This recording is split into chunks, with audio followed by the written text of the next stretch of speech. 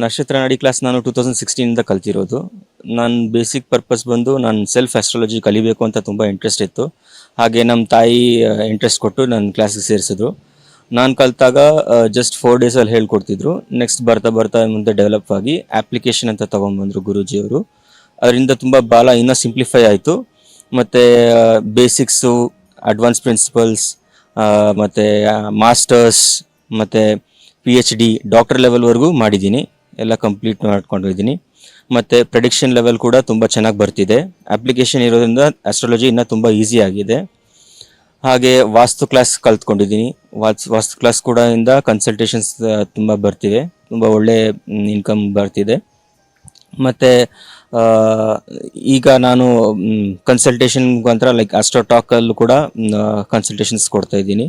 So ಹಾಗಾಗಿ ಒಳ್ಳೆ income opportunity, second income opportunity ಕೂಡ ಮಾಡ್ಕೋತಾ ಇದ್ದೀನಿ.